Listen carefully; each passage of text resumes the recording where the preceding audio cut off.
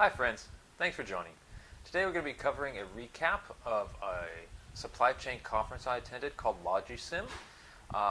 You may be asking, why would an industry conference apply to me as an e-commerce entrepreneur? So let me go ahead and try and give you a few pointers. The main thing is going to be that these supply chain companies that are attending, these big multinational corporations, they've had a lot of time to kind of discover what works for improving processes, for pleasing customers. They may have, a bit more difficult time making changes quickly, but they are making changes. So as an e-commerce entrepreneur, you need to know where these big companies are going so you can stay ahead. Because the chances are that your main competition in your niche is going to have a big multinational corporation there. So we're going to talk about some operational changes that they're considering, some customer service improvements that you can take into your own business, and then we're going to be taking a look at some digital trade that I think is quite interesting. It's not going to hit e-commerce very quickly, but it's good to keep into the future vision so you know what's coming. So stay tuned for that. Join us every week here at the My House to Warehouse Training Academy. If you like training like this, e-commerce entrepreneurs getting to the next level, you can go ahead and join us here and on Facebook group. The link is down in the description. We have lessons like these coming from Singapore every Thursday 10 a.m. You can watch from the US on Wednesday evenings. So let's go and dive right in. But first, I'd like to go and introduce myself if we haven't met before. My name is Donovan. I'm a supply chain specialist. I have over 10 years of experience in supply chain. Previously, I did demand planning for customers as large as Apple, and I ran my own fulfillment warehouse for the last 4 years, shipping about 500 orders per day. So our goal here is to give e-commerce entrepreneurs the capability and confidence to run their own operations, run their own warehouse, or transition over to a 3PL. So this is what we're going to be doing today, talking about LogiSYM 2019 from here in Singapore. This is a supply chain conference. Our agenda today is going to be covering a few items, some suggestions to improve your operations that you can kind of implement quite quickly, some competitive advantages that we talked about last time in customer service that we're going to need to keep ahead on, digital future for trade, some platforms that are coming up that we're going to be hitting you probably in the next 5 years, and then some fun stuff that I saw at the conference that I'd like to share with you.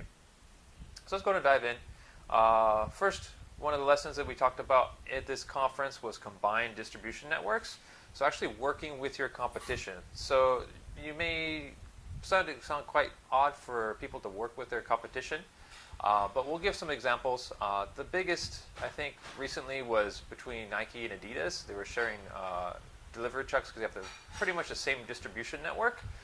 So in these cases, it would be like a hub to mall. So like from one consolidated warehouse to a retail mall. The similar products would be on board so it could save delivery time. So each retailer doesn't need to send each individual truck to the mall. They can all be consolidated together in one for one delivery. Now this happens in Singapore.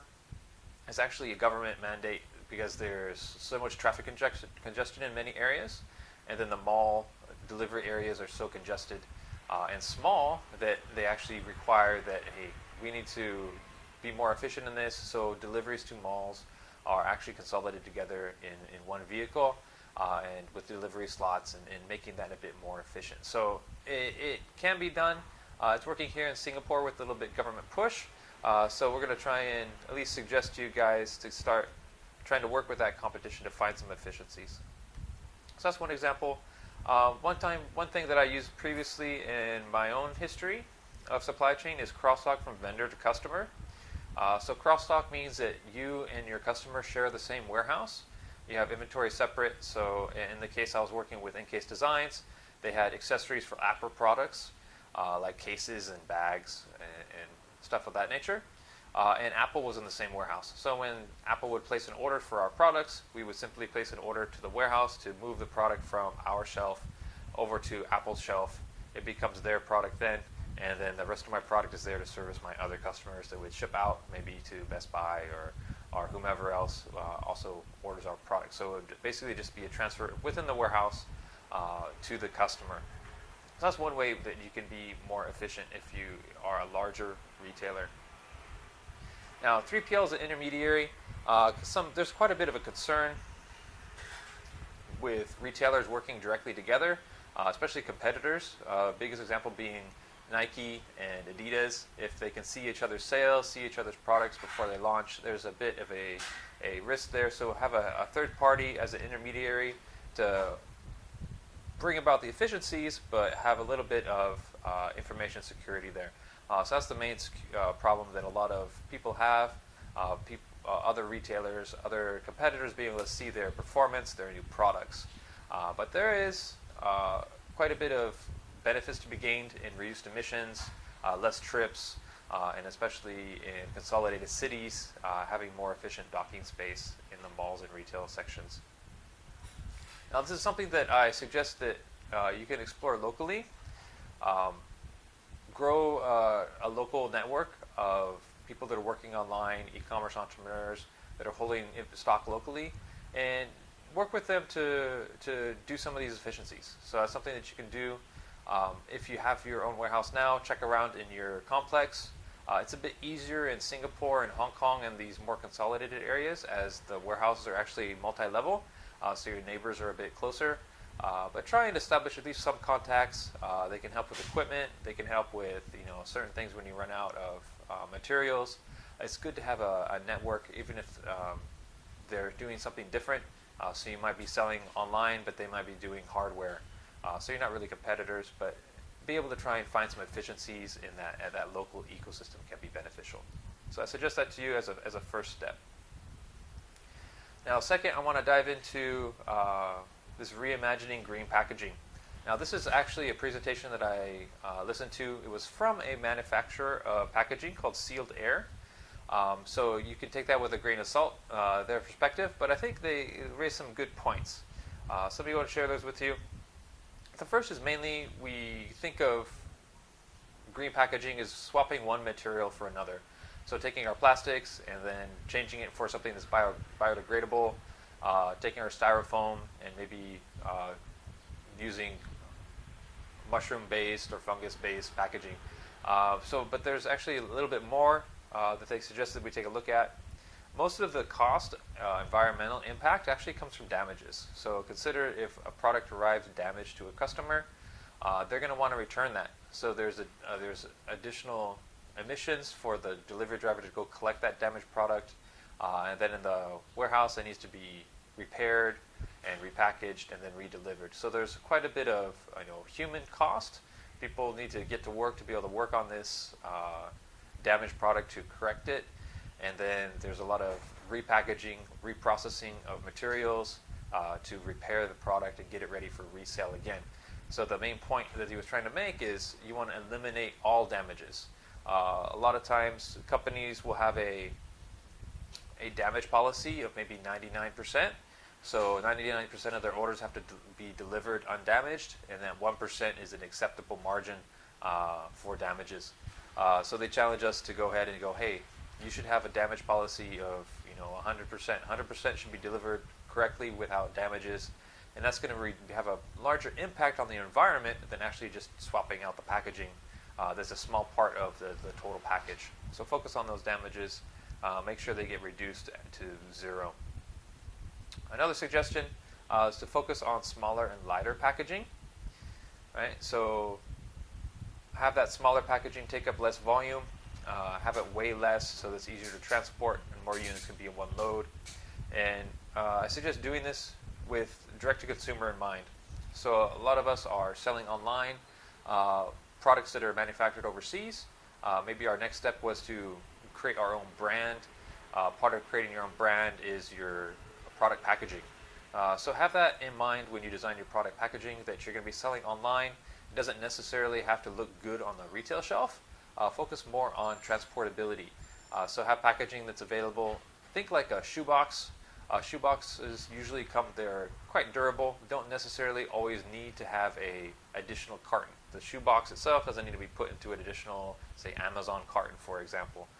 If you design a robust shoebox itself, it can be put into maybe a poly mailer bag or a shrink bag to just protect it from damage, water damage, or tampering in transit, and then it's able to deliver with just that small amount of packaging to the end customer. So think along those lines. Don't necessarily need to have nice retail packaging. Have robust packaging for your e-commerce deliveries in mind. Okay. Next, let's go ahead and dive into supply chain innovation, improving the customer experience. Again, these large corporations that were on the panel discussing this topic, they've had a lot of time to think about what to do to improve. So I'll go ahead and present these. Take them in with a grain of salt. I know you guys are just starting out, but just to have the direction in mind that as you grow, to have this direction to improve your processes as you scale up. So this cost KPI and service KPI. So KPIs are key performance indicators. They're just measures of how a certain area of the business is performing.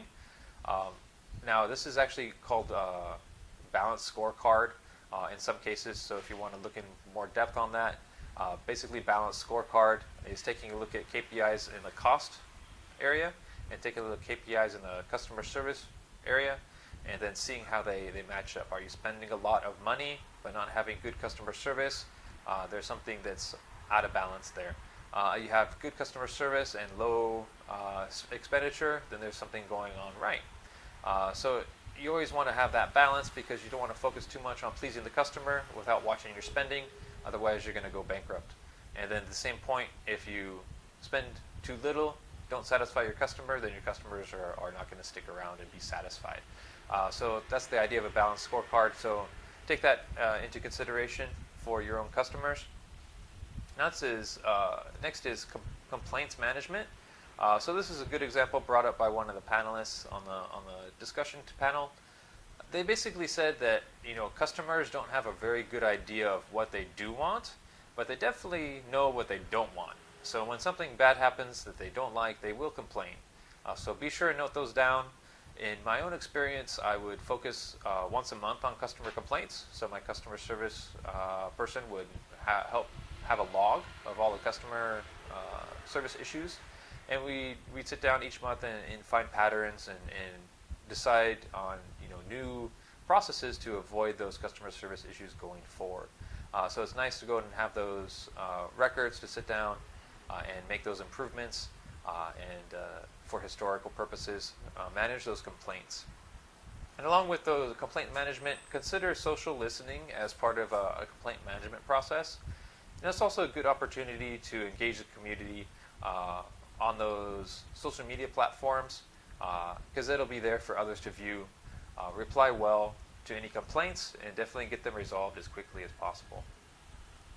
Now, commercial logistics offer, this probably isn't very familiar with anybody. This is actually the first time I heard it stated this way, commercial logistics offer. But this is really just the promise from the website or retailer to the consumer. So you may have seen it before, we promise to deliver within 24 hours. Or if there's any damages or you don't like your product, return it for any reason. Now this is actually part of a commercial logistics offer. So if you want to take a look, there was a company on the panel, Schneider Electric. They're a German company. So go ahead and put in commercial logistics offer Schneider Electric, and you'll be able to find their example PDF online. It's really nice. It basically shows if you have a regular order, it's expected to ship in 1 day. If you have special work required, it's supposed to ship in 3 days. Be sure and check these certain areas on delivery. Make sure it's the right product. You have all the documents. Any problems, notify us within 24 hours. And for any reason, we'll take back the product within 14 business days. You have a warranty of a certain amount of period. So basically explains all the promises that they are making to the customer. And it'll save you a lot of customer service time in the long run. So be sure and have that available somewhere on your website. Make sure it's visible, and then every time a customer orders, have it available so that there's no questions about when their package is going to arrive, if it can arrive within that promised time frame. So consider doing that. You don't need to call it a commercial logistics offer. I've seen it called our customer promise, things along these lines. Now these next two, lack of innovation and siloed systems. This is actually from a kind of like a WMS platform, Blue Jay Solutions. They implement, warehouse, ERP systems, these type of things, and they run a survey that kind of tracks what kind of problems often pop up in barriers to innovation when they want to implement new technology, implement better processes. So they track all their customers. Anybody's able to go onto their website and take this survey. So what they're finding in the market is that a lot of the barriers to improving supply chain performance is lack of flexibility and innovation from supply chain partners. So the partners are going to be like delivery, couriers. It's going to be warehousing partners, fulfillment partners. So that's a lot of the reason why these companies want to bring these type of functions in-house. So I encourage you to do the same as an e-commerce entrepreneur. You may be relying on drop shipping, but at the same time, there's not very much innovation going on in the drop shipping market. If you want to stay ahead of your competitors, get some more flexibility, innovation going on, you might want to consider bringing those functions in-house. The second one I want to talk about is siloed systems and processes. So something that's siloed is mostly from a larger corporation. So they could have finance is a separate department from the operations, which is a separate department from sales. So they don't really communicate across the silos, across the divisions of the company. Now, as a small e-commerce entrepreneur, maybe you don't have the problem now, but as your team starts expanding, be sure that everyone is aware of what's happening across the business. It's especially hurtful when you're very small and your different employees aren't aware of what's going on. You guys need to have good communication, good understanding across your silos so that it can be agile. Because the main driving factor, the main differentiating factor of a new startup is probably going to be your agility. So make sure that there's good communication across silos. All right, so we talked about those two. Next one I want to focus on is center of excellence versus center of innovation. So we're talking a bit about new startups, e-commerce, being able to be more agile, to change a bit. Companies are seeing this, and they're actually changing from a traditional model of a center of excellence, which means that they have a specific department that's focusing on improving current production or improving the way that they're currently doing things. So they're not focused on actually changing the way they're doing things. They're focusing on doing it better, doing it faster, doing it cheaper, more reliable, these type of things. So center of excellence. And what they're finding is that they need to be more like a entrepreneur. So they have these centers of innovation. So it's a separate department that helps launch new products, test new products. Once they get some feedback, quick change, and then they're trying to go to market as quickly as possible. So know that big corporations are focusing on this. It's going to be difficult to keep up. So stay focused on your innovation so that those big industry giants aren't easily able to catch up with you. Now, outside in supply chain specialization, this is actually from a large company. So what they mean by outside in is taking customer feedback and then customizing their supply chain solutions to those customer requirements. So a lot of times large corporations they'll give their requirements to the customer, and the customer is pretty much required to accept it. But they're finding that they need to be more catering to customer needs. So some larger corporations are actually becoming more specialized, more diverse in their offerings. So just be aware, need to keep an eye on that. And then customer request versus cost. So this is actually a question that I asked to the panel, and I got a quite quick reply on this, so I was surprised. In my experience, there's always a bit of a pushback for companies when a customer makes a request. The idea being that the customer shouldn't push the vendor around, otherwise they'll get bullied into doing something and not have enough cash to be profitable. But this panel was actually quite contrary to that. The mood has changed. Definitely want to listen to customer needs. You want to keep your customer happy so that they stick around. Otherwise, if your customer leaves, your revenue streams leave, and then you don't have a business anymore. So that was the main reply there.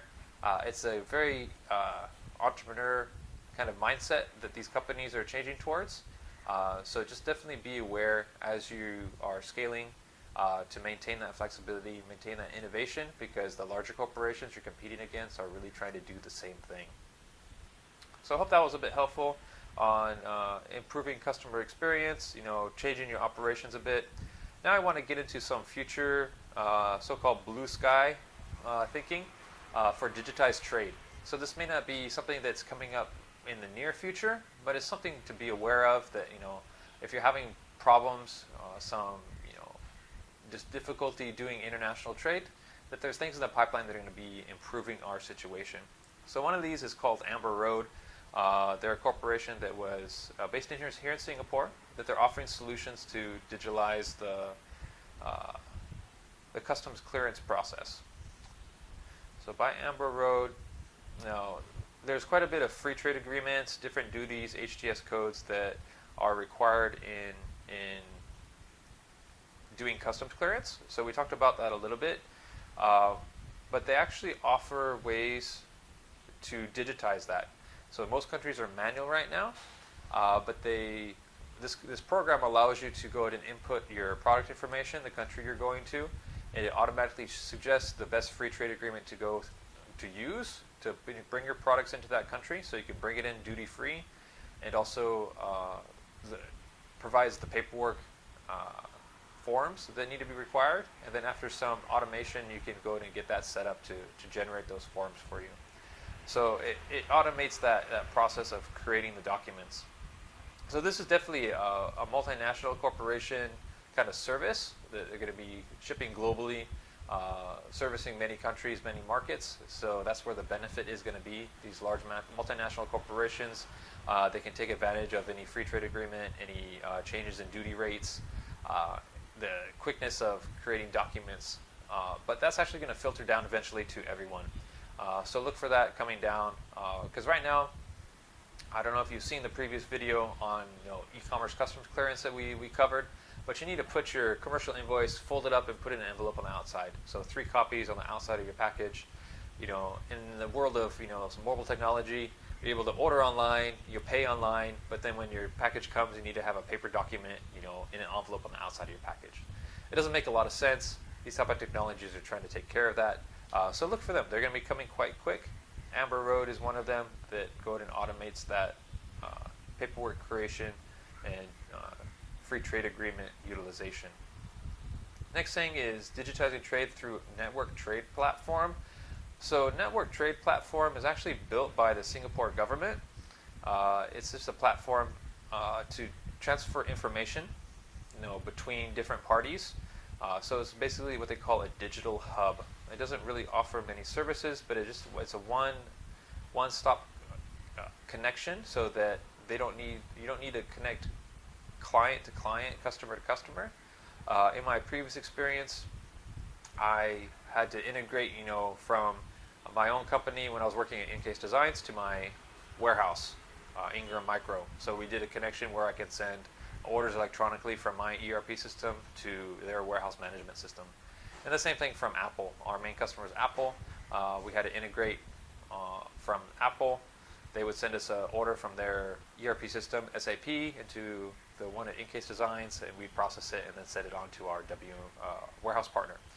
So it's a lot of cost involved with each individual company integrating to their partners. And if they ever change partners, then you need to redo those electronic connections. So what this is trying to do with the Singapore government is eliminate that need of the individual companies connecting together, and allowing just connect to this one hub, and then it allows shippers to connect, freight forwarders connect, and like I was talking about, the ERP systems, the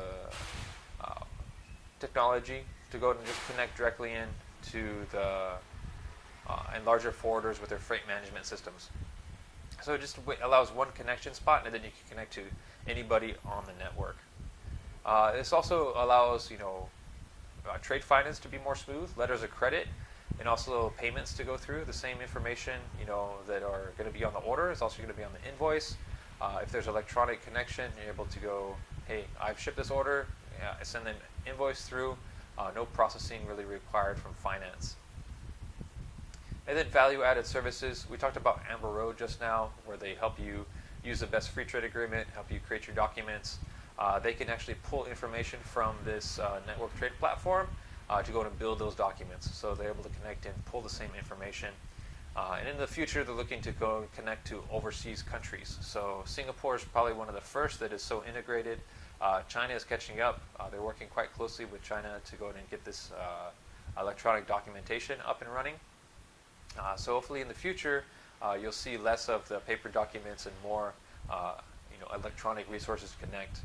So in cases working with e-commerce entrepreneurs, it's going to be more having your back-end order management like WooCommerce or Shopify, something like that. For international orders, it'll connect directly into a trade platform such as this.